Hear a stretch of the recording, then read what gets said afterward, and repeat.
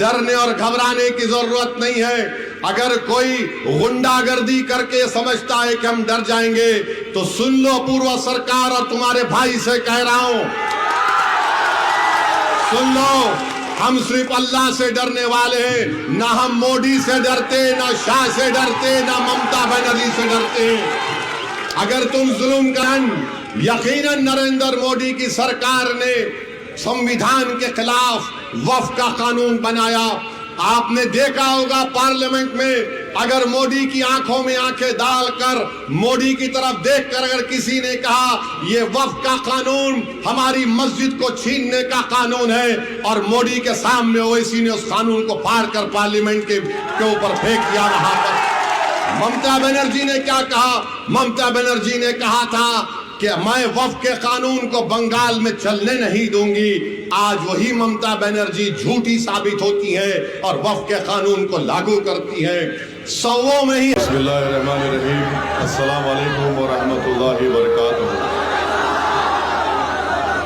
मौज़ूद हाज़रीन इकराम, बुजुर्गान मिल्लत, मेरी इज़्ज़तदार माँ और बहनों, गयूर नौजवान साथियों, आप तमाम का बेहद शुक्रिया कि आपने अपना कीमती वक्त निकाल कर आज कांडी के विधानसभा के मीम पार्टी के इलेक्शन जलसे में आपने शिरकत की।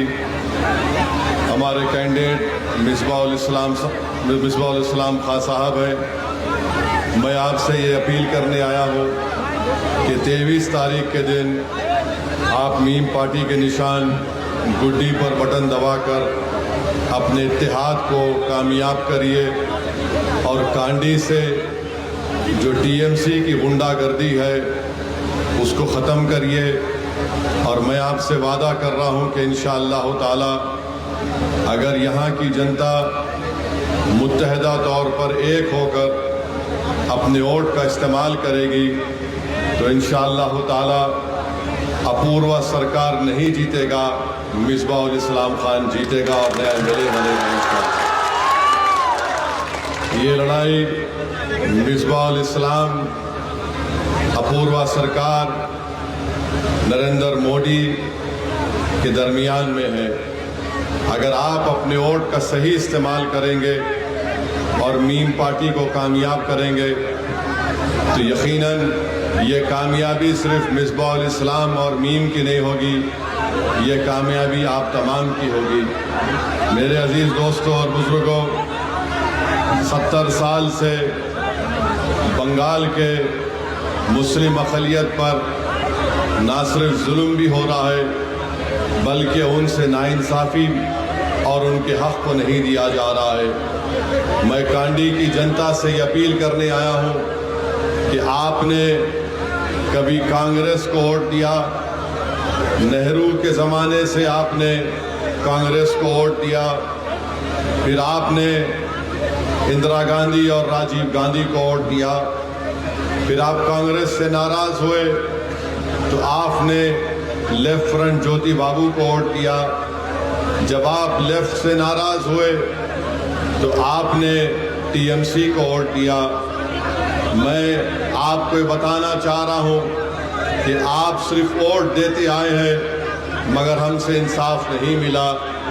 नेहरू जब प्रधानमंत्री थे उनके दौर में 45,000 मुस्लिम अक़लियत को मौजूदा बंगाल से पाकिस्तानी के नाम पर ईस्ट पाकिस्तान, उस वक्त के ईस्ट पाकिस्तान में ढकेल दिया गया।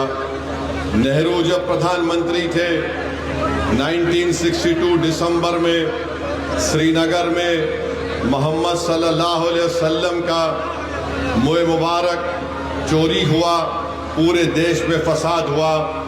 तारीख़ ये बताती है कि मौजूदा बंगाल से 8 लाख मुसलमानों को मौजूदा बांग्लादेश में ढकेल दिया गया। आपने देखा कि लेफ्ट फ्रंट की हुकूमत बनी, सच्चर कमेटी ने बता दिया कि लेफ्ट फ्रंट ने मुस्लिम अक़लियत से इंसाफ नहीं किया। आज MIM इलेक्शन, मीम इलेक्शन लड़ने आती है तो ममता बनर्जी की टीएमसी कहती है कि MIM पार्टी को वोट डालेंगे तो बीजेपी जीत जाएगी। हम पूछना चाहते हैं ममता बनर्जी से कि आज से 27 साल पहले अगर बीजेपी का पहला एमपी जिसका नाम तपन सिकदर था उसको क्या ममता बनर्जी ने कामयाब नहीं किया। बंगाल में बीजेपी का पहला एमपी बना तो टीएमसी और ममता बनर्जी की बिना पर बना। 2 मरतबा पहले तपन सिकदर दमदम से एमपी बने, फिर 1999 में फिर से ममता ने बीजेपी का साथ किया, वो दोबारा एमपी बने। ममता बनर्जी रेलवे की मंत्री बनी, असेंबली इलेक्शन आया छोड़ दिया, कांग्रेस से अलायंस किया, हार गई तो फिर दोबारा दिल्ली में जाकर बीजेपी से अलायंस कर लिया और माइंस और मिनरल की मंत्री बन गई। आपको बताना चाह रहा हूं, यही ममता बनर्जी की वजह से आज बंगाल में बीजेपी मजबूत हो रही है।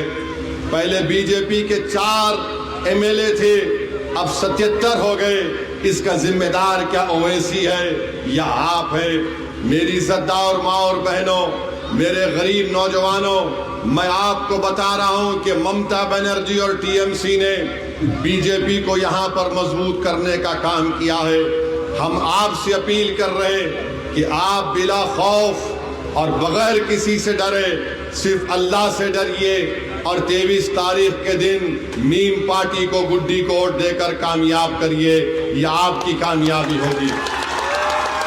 और मैं यहां से इस मंच पर ठहर कर कह रहा हूं कि एसआईआर हुआ, ममता बनर्जी ने एसआईआर में गरीबों की क्या मदद की? सिर्फ सिंबोलिज्म और ड्रामेबाजी की आपने। तेलंगाना हैदराबाद से मैं आता हूं, हमारे पास एसआईआर शुरू नहीं हुआ। मैं मेरी पार्लियामेंट के कॉन्स्टिट्यूंसी में और पूरे हैदराबाद में जहां कहीं मीम पार्टी के लोग हैं वहां पर हमने एक ऐप बनाया, हेल्प डेस्क बनाया, 2002 का वोटर लिस्ट फोन में डाल कर दिया और 2024 का दिया ताकि मीम के वर्कर अराकीन उसका मैपिंग कर सके। ममता बनर्जी ने कुछ नहीं किया, सिर्फ बोल रही है कि ऐसा हुआ। यकीनन 90 लाख नाम एसआईआर में काटे गए। बोलो ममता बनर्जी, तुम मुख्यमंत्री हो, तुम्हारी सरकार ने गरीब लोगों के नाम को बाकी रखने के लिए तुमने क्या किया? अरे तुम तो सिर्फ ड्रामेबाजी और एक्टिंग करती हो। रमजान की ईद आई तो तुम ईदगाह के सामने खड़े होकर हाथ उठाकर दुआ करते हैं, मगर बताओ गरीब मुसलमान को कौन सा फायदा होता है? क्या ये बात सच नहीं है कि मुर्शिदाबाद जिले के 16 लाख बच्चे कभी हैदराबाद तो कभी दिल्ली तो कभी मुंबई तो कभी दुबई में जाकर काम करते हैं? बताओ उन गरीबों को रोकने के लिए आपने क्या किया मुर्शिदाबाद में? मुर्शिदाबाद का नौजवान बच्चा दुबई में जाकर बहुत मशहूर बिल्डिंग बुर्ज खलीफा को बनाता है, मगर ममता बनर्जी मुर्शिदाबाद में कोई काम नहीं कराती। इंडस्ट्री नहीं है। यहाँ पर हमारी माँ और बहनें क्या करती हैं? 195 रुपये लेकर 1000 बीड़ी बनाती है। ममता बनर्जी, क्या तुमने कभी यहाँ पर जब मुर्शिदाबाद को तुम आए थे तो क्या कभी आपने उन गरीब महिलाओं की उंगलियों को देखा कि बीड़ी बनाते बनाते उनकी उंगलियां सड़ जाती हैं? मगर आपको सिर्फ वोट से मतलब है। ममता बनर्जी को मुर्शिदाबाद या कांडी की जनता से मोहब्बत नहीं। ममता बनर्जी आपको सिर्फ एक दूध देने वाली गाय समझकर वोट हासिल करना चाहती है और वोट डालते रहो और ममता बनर्जी बोलेगी मैं बीजेपी को रोकूंगी। कहां रोक पा रहे हैं आप बीजेपी को? बंगाल में बीजेपी आगे बढ़ गई है। तो मेरे अजीज दोस्तों और बुजुर्गों, नरेंद्र मोदी और ममता बनर्जी एक सिक्के के 2 रुख हैं। ये भाई बहन है, याद रखिए। दोनों ड्रामा कर रहे हैं, बंगाल की जनता को धोखा दे रहे हैं। अंदर से ये लोग मिले हुए हैं और इल्जाम मजलिस पर लगाते हैं। अरे आप बता दो, पूरे मुर्शिदाबाद में जितने ब्लॉक हैं जहां पर 50% से ज्यादा मुसलमानों की आबादी है, वहां पर अस्पताल नजर नहीं आता, वहां पर स्कूल नजर नहीं आता, बच्चे स्कूल के बाहर नजर आते, उन ब्लॉकों में नौजवान बच्चे नजर नहीं आते, क्योंकि वो भारत के कोने कोने में जाकर अपने घर में चिराग जलाने के लिए काम करते हैं। 16 लाख मुर्शिदाबाद के नौजवान मुर्शिदाबाद में नहीं है, क्योंकि ममता बनर्जी इंडस्ट्री खोलती है तो कोलकाता के अतराफ खोलती है। SEZ खोला जाता तो कोलकाता के अतराफ में खोला जाता। अरे यही मुर्शिदाबाद के लोगों को अगर एयरपोर्ट जाना है तो 300 किलोमीटर दूर एयरपोर्ट के लिए जाना पड़ता है। मुर्शिदाबाद की जनता, कांडी की जनता, हम आपसे अपील कर रहे हैं कि 23 तारीख के दिन मीम पार्टी को वोट दो। डरने और घबराने की जरूरत नहीं है। अगर कोई गुंडागर्दी करके समझता है कि हम डर जाएंगे तो सुन लो, पूर्व सरकार और तुम्हारे भाई से कह रहा हूं, सुन लो, हम सिर्फ अल्लाह से डरने वाले हैं। ना हम मोदी से डरते, ना शाह से डरते, ना ममता बनर्जी से डरते। अगर तुम जुल्म करोगे तो तुम्हारा जुल्म खत्म होगा इंशाअल्लाह ताला। यकीनन नरेंद्र मोदी की सरकार ने संविधान के खिलाफ वक्फ का कानून बनाया। आपने देखा होगा पार्लियामेंट में, अगर मोदी की आंखों में आंखें डालकर मोदी की तरफ देखकर अगर किसी ने कहा ये वक्फ का कानून हमारी मस्जिद को छीनने का कानून है, और मोदी के सामने ओवैसी ने उस कानून को फाड़ कर पार्लियामेंट के ऊपर फेंक दिया। वहां पर ममता बनर्जी ने क्या कहा? ममता बनर्जी ने कहा था कि मैं वक्फ के कानून को बंगाल में चलने नहीं दूंगी। आज वही ममता बनर्जी झूठी साबित होती है और वक्फ के कानून को लागू करती है। सौों में ही हजारों वक्फ की जायदाद का रजिस्ट्रेशन नहीं हो रहा है बंगाल में। इसकी जिम्मेदार टीएमसी पार्टी है। ये सिर्फ धोखा देने का काम करती है। अरे हर तरफ विकास का काम होता है, और करप्शन तो, रिश्वत तो इतना आम हो गई कि ट्रक ओवरलोड अगर होता है तो रेट फिक्स है, 4,500 रुपये देना पड़ता है, टैक्स देना पड़ता है। टीएमसी टैक्स उसको कहते हैं। ट्रक जाता है 4,500 रुपये दो। और मैं बताना चाह रहा हूं, यहां पर बैठकर हमारे भाई इस्माइल से कह रहा हूं, इस्माइल तुम जहां कहीं भी हो वैसी तुमसे हाथ मिलाने को तैयार है। तुमको डरने की जरूरत नहीं है। अगर यह पूर्व सरकार तुमसे हाथ नहीं मिलाया इस्माइल तो कोई बात नहीं, तुम्हारा और मेरा दिल मिला हुआ है। तुम जब कभी भी बोलोगे ओवैसी तुम्हारे घर को आकर तुमको अपने सीने से लगाने को तैयार है। मैं यहां पर खड़े होकर सद्दाम से कह रहा हूं, सद्दाम तुमने पूर्व सरकार के भाई के पैर दबाकर रो रहे थे। खुदा की कसम सद्दाम तू अब नहीं रोएगा। जो लोग सद्दाम को रुलाए हम उनको रुलाएंगे 23 तारीख के दिन। गुड्डी पर बटन दबाकर इस्माइल को जो रोना पड़ा, इस्माइल को हाथ नहीं मिलाया गया। आप अपना एक वोट गुड्डी पर बटन दबा कर दीजिए। मुर्शिदाबाद को डेवलपमेंट करवाना है, अस्पताल बनाना है, स्कूल बनाना है। यहाँ पर हमारी बहनों के लिए, जो हमारी बहनें डिलीवरी करती हैं उनके लिए अस्पताल नहीं है। 11 साल से आप टीएमसी को वोट दे रहे हैं। ममता बनर्जी कुछ नहीं कर सकती, सिर्फ आपका वोट हासिल करना चाहते हैं। बताइए, इतना बड़ा इलाका है, क्यों नहीं ममता बनर्जी ने यहाँ पर एक मुस्लिम अकलियत को अपना उम्मीदवार बनाया? 3 मर्तबा का विधायक है अपूर्वा सरकार, मगर कांडी में तुमने क्या काम किया? तुमने कुछ काम नहीं किया। इंशाअल्लाह ताला मिसबाहुल इस्लाम एक फौजी है, नहीं डरेगा किसी से और लड़कर कांडी की जनता को उनका हक दिलाएगा। तो मैं आपसे अपील कर रहा हूं कि आप अपने वोट का सही इस्तेमाल करिए। जो लोग मीम पार्टी पर उंगलियां उठाते हैं, याद रखो, मैं भारत के कोने कोने में अगर जाकर अपनी पार्टी का अगर प्रचार करता हूं तो सुन लो जालिमों, मैं कोई चमन से चलकर नहीं आया हूं। मेरे आबो अजदाद जब मीम पार्टी का आगाज आज से 70 साल पहले किए गए थे तो हमारे पार्टी के फाउंडर अब्दुल वाहिद ओवैसी को उस वक्त की कांग्रेस की सरकार ने 11 महीने जेल में रखा। आज ममता बनर्जी और तमाम पार्टी बोलती है कि उनके अकाउंट बीजेपी बंद कर देती है। 70 साल पहले मेरे मरहूम कायद के अकाउंट बंद कर दिया गया था। अब्दुल वाहिद ओवैसी के घर का पानी बंद कर दिया गया था, मगर अब्दुल वाहिद ओवैसी ने इनके जुल्म को बर्दाश्त किया मगर पीछे नहीं हटे। मेरे वालिद सलाहुद्दीन ओवैसी पर इल्जाम लगाया गया, मगर सलाहुद्दीन ओवैसी ने हैदराबाद के मुसलमानों के लिए मेडिकल कॉलेज बनाया, इंजीनियरिंग कॉलेज बनाया, MBA MCA school of architecture nursing college बनाया।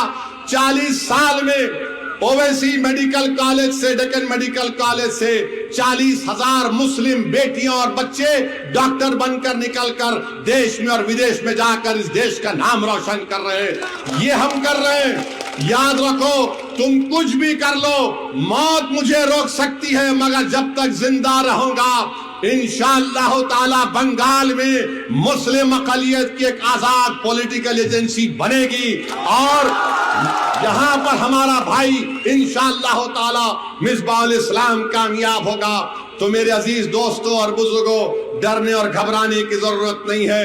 SIR में जिसका नाम नहीं आया उनकी लड़ाई मीम पार्टी लड़ेगी, उनका नाम दलवाएगी दोबारा वोटर लिस्ट में। मोदी को रोकिए जरूर। बीजेपी RSS मिलकर पूरे देश में हिंदुत्व आइडियोलॉजी को लागू करना चाहते हैं, संविधान के खिलाफ काम कर रहे हैं। मगर बताइए, मस्जिद किसकी टूट रही है? ममता बनर्जी की मस्जिद नहीं टूट रही है। किसका नाम SIR में सबसे ज्यादा निकाला गया? तो उसका नाम होगा मिसबाहुल इस्लाम खान का। बताओ ममता बनर्जी का क्या नुकसान है? इसका पावर अगर चले भी जाएगा तो वो क्या करेगी? घर में बैठेगी या बीजेपी से मिल लेगी? बताओ आपका हमारा क्या होगा? कौन तुम्हारी आवाज बनेगा? आने वाले मुस्तकबिल में कौन आपको रास्ता दिखाएगा? तो इसीलिए हम आपसे कह रहे हैं कि मीम पार्टी को वोट दीजिए और आपका इत्तेहाद यहां पर कांडी में एक इनकलाब बर्पा कर दीजिए। एक नया इनकलाब लिखिए। अपूर्वा सरकार को आपने 3 मरतबा मौका दिया, अब दोबारा उसको मौका मत दीजिए। मिसबाहुल इस्लाम खान को कामयाब करिए। कांग्रेस पार्टी नहीं कर सकती कुछ, कांग्रेस पार्टी कुछ नहीं कर सकती। डॉक्टर साहब आ रहे हैं, डॉक्टर साहब के पास बहुत दौलत है, कोई बात नहीं, मगर वोट नहीं ले सकते। अगर यहां पर आपको मिसबाहुल इस्लाम खान को कामयाब करना है, बीजेपी को रोकना है, अपूर्वा सरकार को हराना है और कांडी की जनता को कामयाब करना है, गरीब के बच्चे के मुस्तकबिल को अच्छा करना है, माँ और बहनों के ख्वाबों को पूरा करना है, बुजुर्गों को हिम्मत दिलाना है, तो मीम पार्टी को गुड्डी पर बटन दबाइए और अपनी पार्टी को कामयाब करिए। क्या आप करेंगे? इंशाअल्लाह।